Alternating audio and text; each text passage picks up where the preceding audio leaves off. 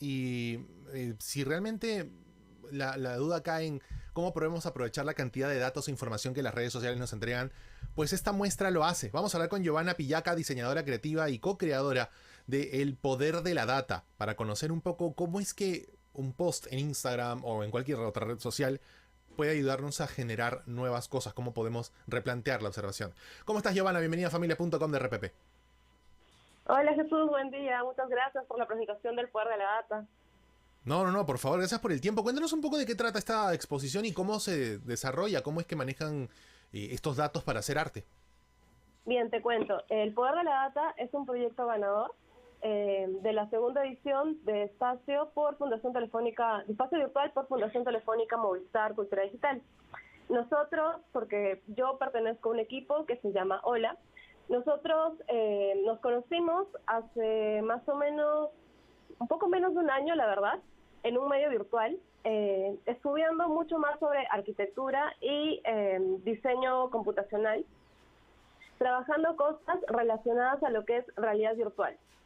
Okay. Nosotros, como Hola, te cuento que no somos todos de Perú. Yo soy peruana, Jennifer Durán también es peruana, pero lo conformamos Claudia García, que está en España, Daniel Escobar, que es colombiano, y José Luis Intimilla, que está en Ecuador. Lo curioso es que nosotros, así de todas partes del mundo, y curiosamente varios sudamericanos, empezamos a interactuar mucho más después de un primer proyecto y nos cuestionamos mucho como que qué onda después de todo lo que pasaba en pandemia, todo este contexto de estar encerrado, cómo es que estas redes sociales y cómo nos estábamos comunicando actualmente en virtualidad está influenciando en nuestra vida. Y además, cómo es que eso nos estaba permitiendo a nosotros continuar estudiando, continuar aprendiendo y conociendo a nuevas personas, y a la vez también, de cierta manera, influenciándonos de otras personas que están haciendo otras cosas en el mundo, ¿no? Y eso fue muy curioso para nosotros. Ese fue un primer punto de partida. Ok, entiendo que apostar en 2021 por realidad virtual, no sé, a mí me suena un poco anacrónico el hecho de que se apueste por realidad virtual cuando en verdad hace algo de tiempo ya la realidad virtual ha dado más paso a la realidad aumentada, en donde hoy el uso, por ejemplo, de sensores tipo LiDAR o sensores que se activan a través de la realidad aumentada de plataformas como Google y Arcor, por ejemplo, permitan contener información compartida con el entorno real. Es decir, que tú aprendes la cámara y sobre la cámara superpuesta aparece información. Bueno, con Pokémon lo aprendimos, ¿no?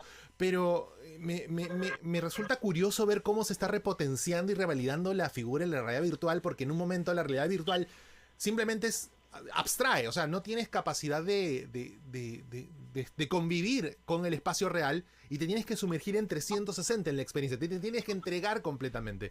En este contexto, ¿cómo es que han potenciado esta experiencia? Es decir, ¿cómo han hecho que conviva todo esto?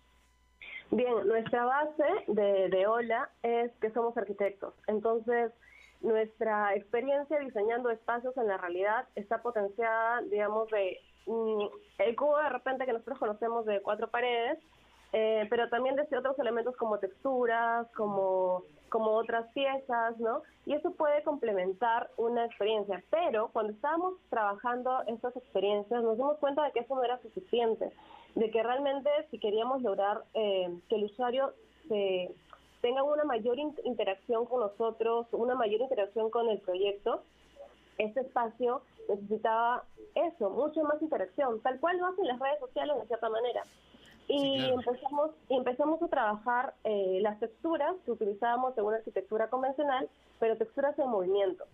Yo había trabajado otros proyectos ya desde el tema artístico y sí trabajé un poco más con realidad aumentada y realidad virtual, los dos a la par, en un proyecto que se llama Retablo Digital.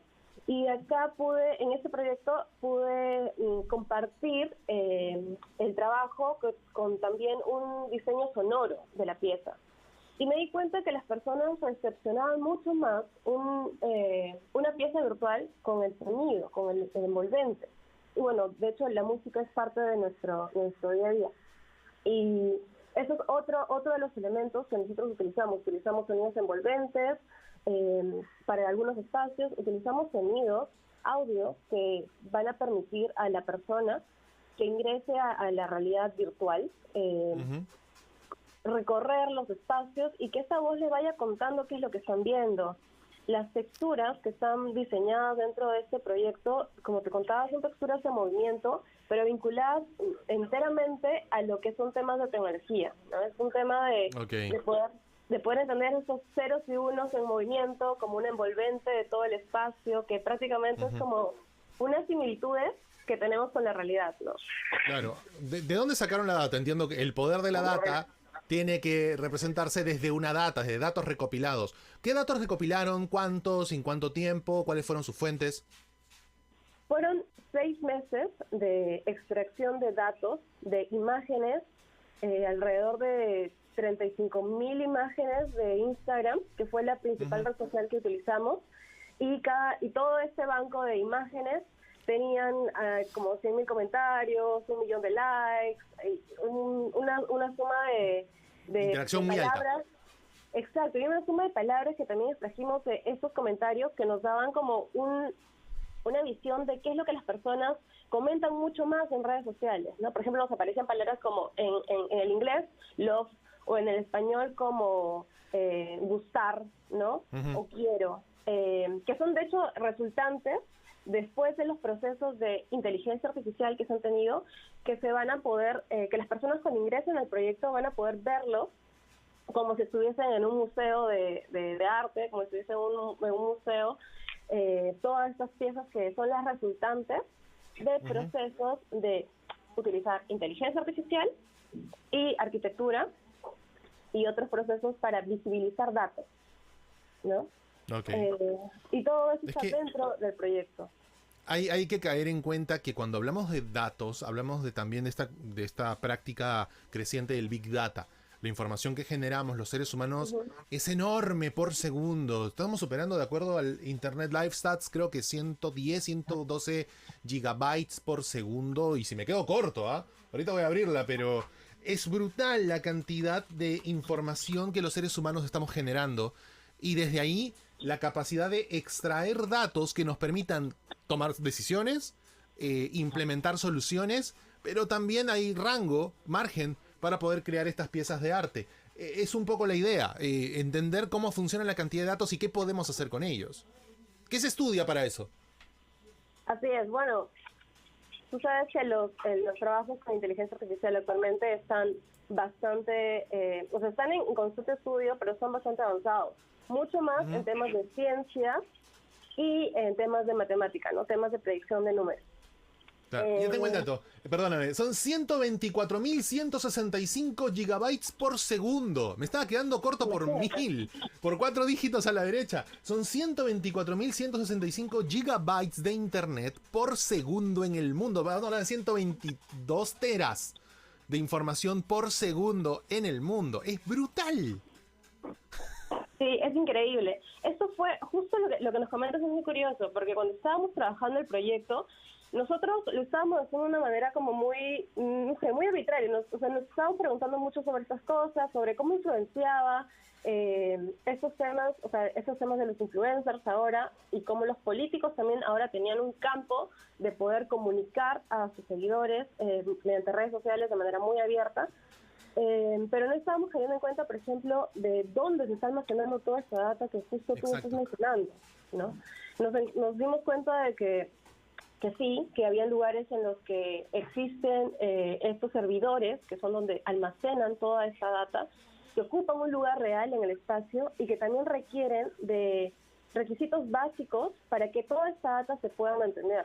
Y no solo tener un banco de esa información, sino probablemente, lo que hacen es tener de la copia de toda la información que han generado, hacerle una copia y de esa copia otra copia, porque cuando esta copia se deteriore, van a hacerle otra copia. Tenemos que irnos, pero igual, ¿cómo hace la gente para entrar a la exhibición? Rapidito. Buenazo, mira. El proyecto ya fue inaugurado el 23 de julio en las páginas de Facebook de Fundación Telefónica Movistar. Este es un proyecto desarrollado enteramente gracias a que fuimos ganadores del proyecto curatorial de Fundación Telefónica Movistar, Cultura Digital. Y para poder ingresar tienen que ingresar a las experiencias, porque son 2 experiencias, es entrar a www.elpoderdeladata.com. Okay. Aquí van a poder encontrar toda la información y las 2 maneras de poder acceder. Una es mediante el uso del teléfono celular para la experiencia en 360 grados, y la segunda es la experiencia en realidad virtual, en la que puedes ingresar mediante la computadora, ingresando a un programa que se llama Sansar, crearte un avatar, y que este avatar, que va a ser la representación personalizada de ti en el mundo virtual, va a poder recorrer todo el proyecto, que está lleno de espacios realmente muy increíbles para poder un poco salir de nuestra realidad y conocer y aprender mucho más sobre temas de arquitectura e inteligencia artificial. Giovanna Pillaca, directora creativa y co-creadora del Poder de la Data, estuvo aquí en RPP. Muchas gracias por el tiempo, Giovanna. Nos tenemos que ir y nosotros